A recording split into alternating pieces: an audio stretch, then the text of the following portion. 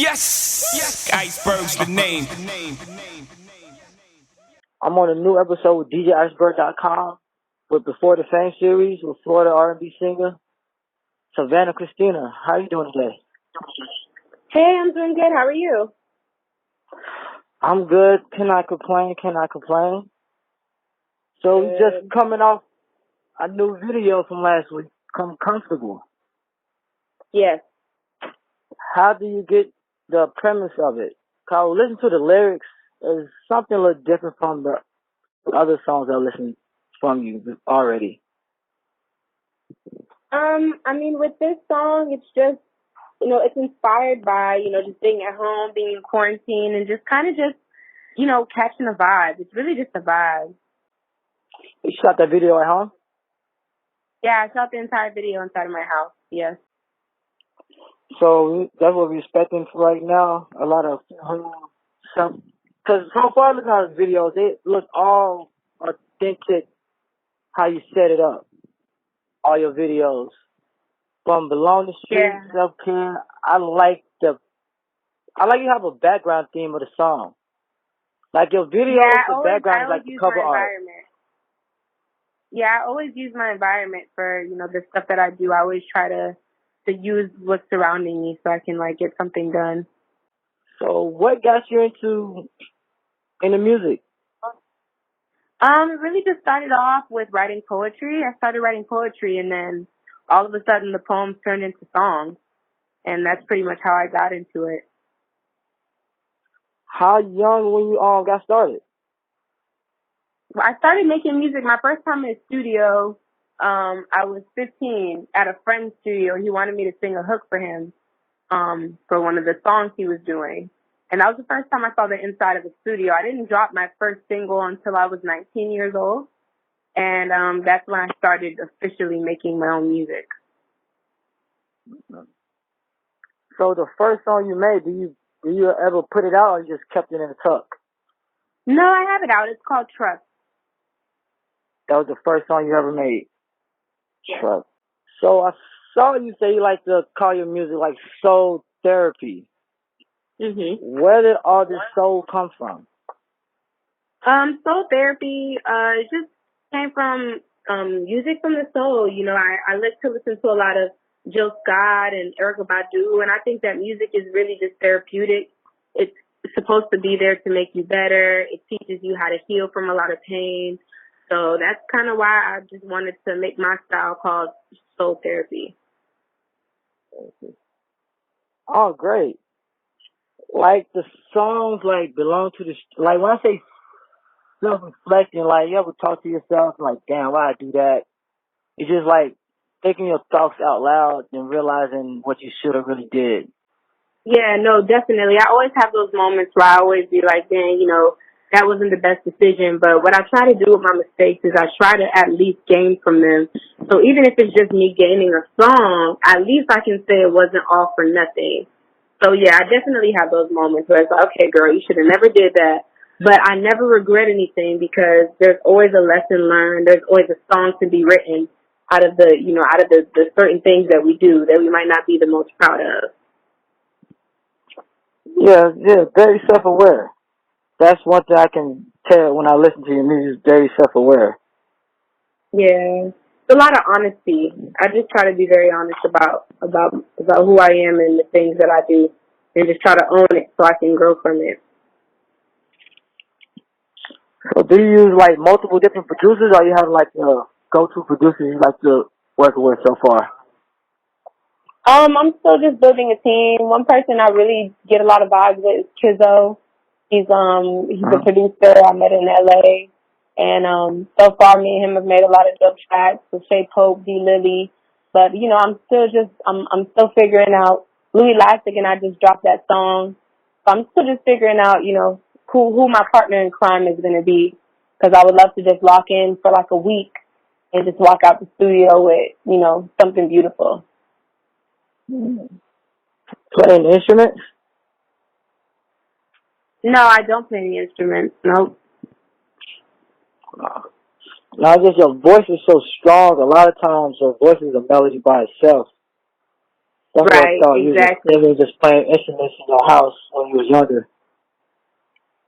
No, I totally agree. That's my instrument. I used to play the saxophone in the marching band briefly, but I wouldn't say that I'm like an avid player. So yeah, singing is pretty much my instrument. So after working so much by yourself independent, is it like a difference now since you with a major now? I mean, I don't think it's any different. I think the workload that I have and the things that I have to accomplish is the same. It's just nice to know that, you know, there are people who want the same success for you as well, and they're rooting for you, and they want you to succeed, and so they're gonna be there to help you and guide you in that process. But as far as like me, um, what I do from a day-to-day basis, my schedule is pretty much the same. Is, you know, go to the studio, work, make sure I do what I got to do, and, you know, handle business. But it's definitely a blessing. I see. Right. Got a question. How did you get into start silk kimonos? Kimonos. I wore them. I wear them all the time, and I've had a lot of my supporters ask me where have I gotten them from, and you know, how can they get one? And I was like, well, I can totally just give you some. So that's kind of where it came from. The silk kimonos are my signature. I'm home a lot. I'm really into self-care routines. I feel like it's something that everybody should have. Everybody should have a silk kimono or just something that makes them feel comfortable.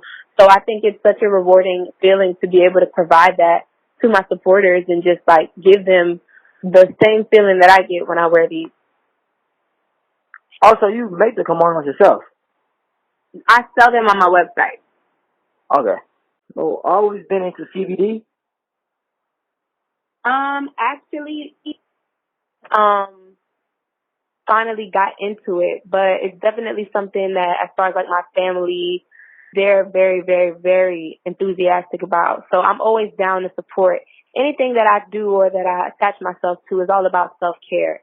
And I definitely want people to be able to accomplish things in holistic and healthy ways. I know a lot of us, you know, we self-medicate or we get caught up in the wrong stuff. And I just want everybody to be in tune with themselves and take care of themselves in a way that is safe and natural.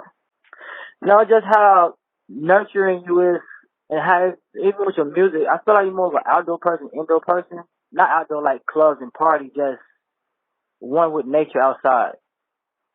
Yeah, definitely. I mean, I ran cross country for a long time. I love to run, and running at the park and going in Florida is where I live. So going and being in the environment, going to the beach, that's something that I love to do. It's really therapeutic for me. So I mean, luckily I have a lot of plants in my house, so I still feel like I'm outside even when I'm inside. However, you know, I'm really looking forward to being able to be safely outside.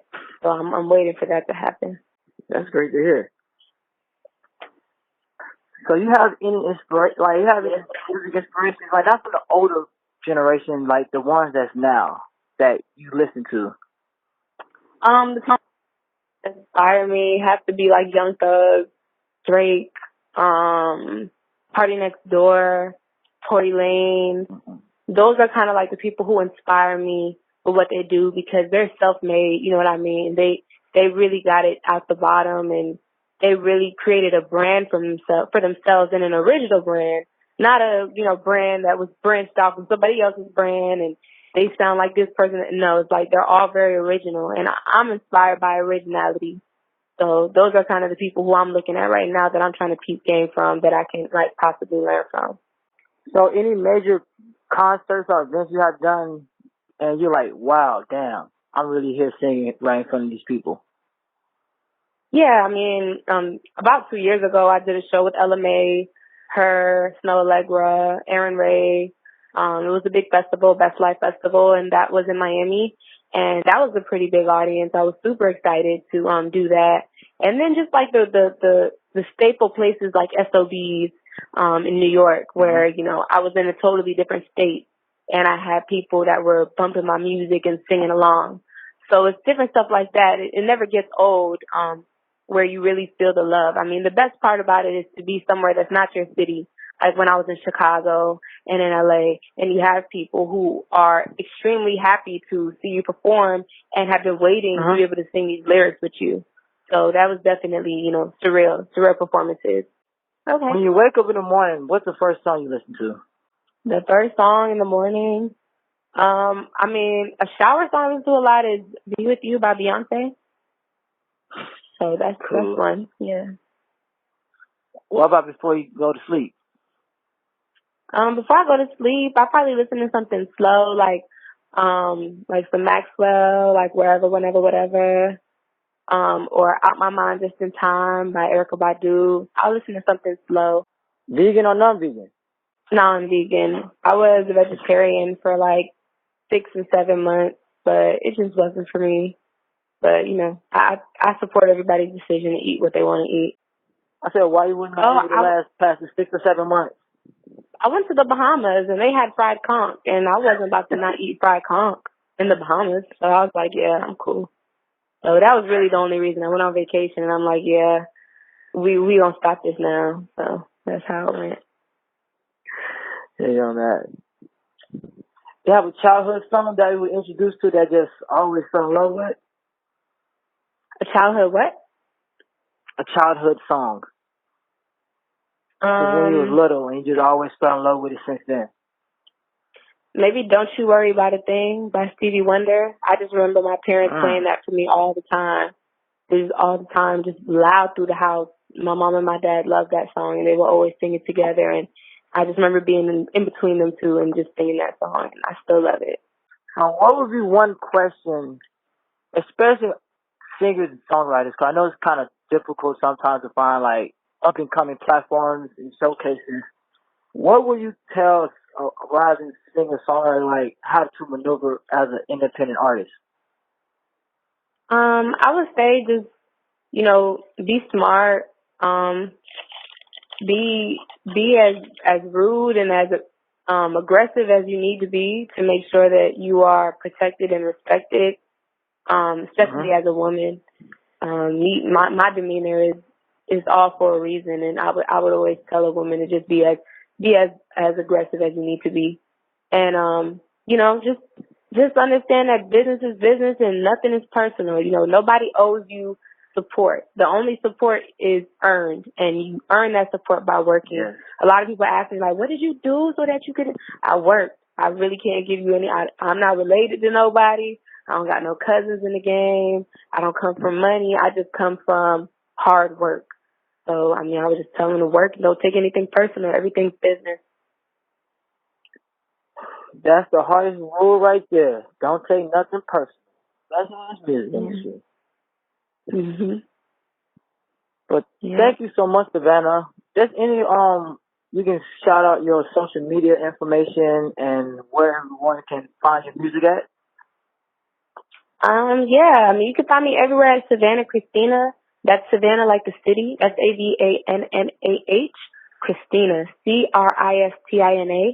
And you can find me on Instagram, Twitter, all streaming platforms, whichever you prefer, and YouTube as well. Subscribe to my YouTube channel. I just dropped a new music video, Comfortable. It's a homemade video that I made inside of my house. Shout out to Flower Cop. And it's for my new single, Comfortable. So, yeah, you can find me in all those places. Thank you. Thank you very much, Savannah. This has been a great conversation I had with you today. And I hope for the best. Thank you so much for having me. Thank you. I appreciate you. I'll be seeing you like on Twitter and stuff like that. So I appreciate you. Thank you for having me. Any way we can support, we will be supporting on our end. Yes. Thank you. Thank you, Savannah. And you have a great one. And this is the end of DJIceberg.com before the fame.